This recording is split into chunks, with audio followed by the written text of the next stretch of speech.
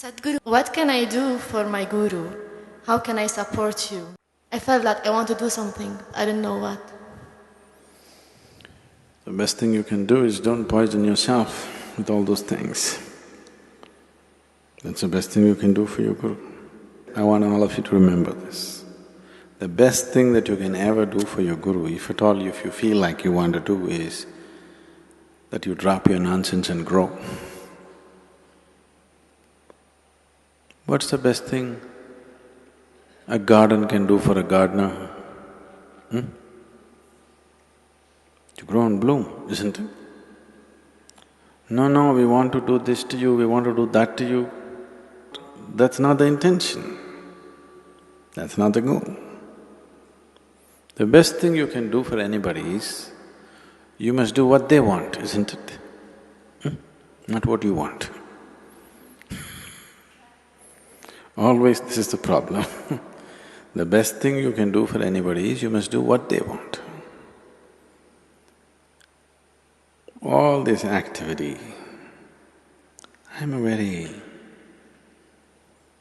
people who have known me early, I was an extremely taciturn person. I never said anything. There were days when I was not on silence, nor was I spiritual, okay? I was just there because most of the time, whether you went to school or college or wherever you went, whether the students spoke or the teachers spoke, everybody spoke such nonsense. Most of the time I chose to remain silent because I was terrified of their conversations. They opened their mouth. If they did not kill you with their bare breath, they kill you with horrible conversation.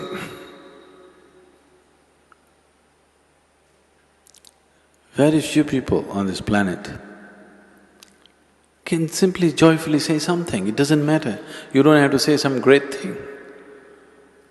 Simply pouring out of their heart, saying something, or simply able to be with another person, very few people.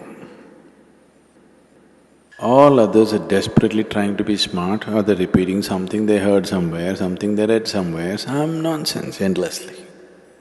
So I would never speak. Very rarely I would speak. In some places I was exuberantly boisterous, but in most of the other places I was… Because I understood if I don't speak, they won't speak, that saves me.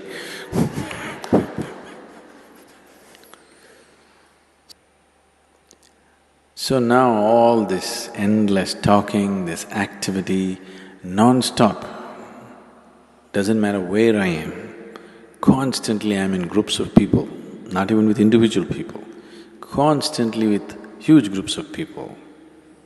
Either in public, sitting behind a microphone, or wherever I walk, there are minimum 10 people around me. So, this is not my personal choice.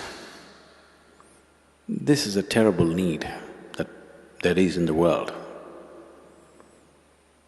That if you do not communicate the way people know, if you do not behave and act the way people know right now, if you don't walk 2 steps with them, you can never walk them in a different direction.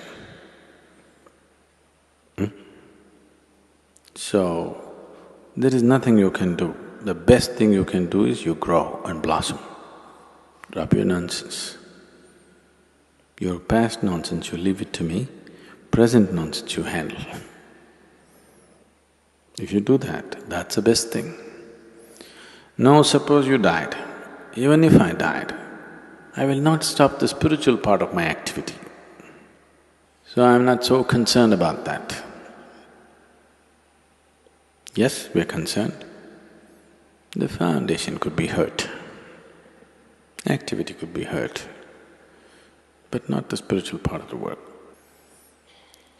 The concern is that people will be here and if they don't grow,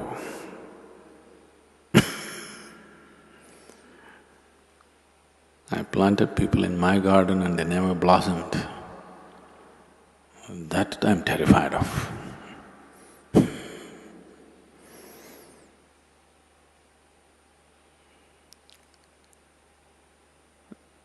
So, those of you who are very patient, who want to come here for 10 lifetimes and do it, I'm okay with them, but I think we must build an outer ashram for them.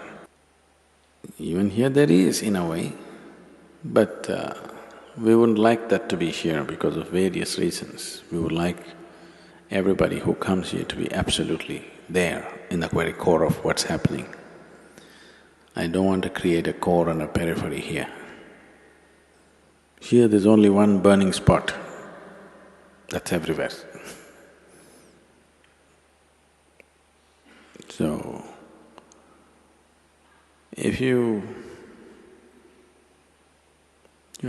seen the popcorn? You never seen popcorn? It's just a damn corn, how it flowered, the right amount of heat. But some get burnt, some won't pop. That's because they don't. All of them were given the same heat, but some don't receive it properly. They do funny things, and instead of popping, they get charred. Instead of flowering, have you seen a popcorn flowering? That's one flower, you can see it happening, right? The other flowers take too much time. So right there it opens up in front of you.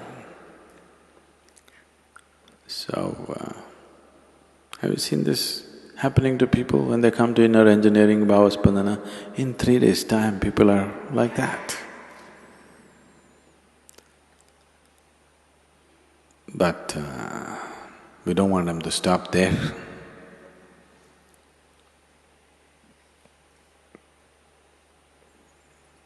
Because we are Attanika Asapadu people. You know what that means? We desire for everything, we don't desire for this much growth or that much growth. We are not willing to settle for anything less than the whole. If you are willing to settle for peace, we could settle you very easily. If you're willing to settle for love, we would settle you very easily. If you're willing to settle for blissfulness, we could settle you very easily. But we are Attanika Asapadu. We won't settle for anything. We want it all. Because of that kind of mode, it's just on and on and on. If you're willing to settle for any one of those things, peace, love, satisfaction, happiness, we could have settled you up very easily. So if you just want to settle for any one of them, it's okay, it's your choice. But and you need not be in the core of things. You could be anywhere and still do that,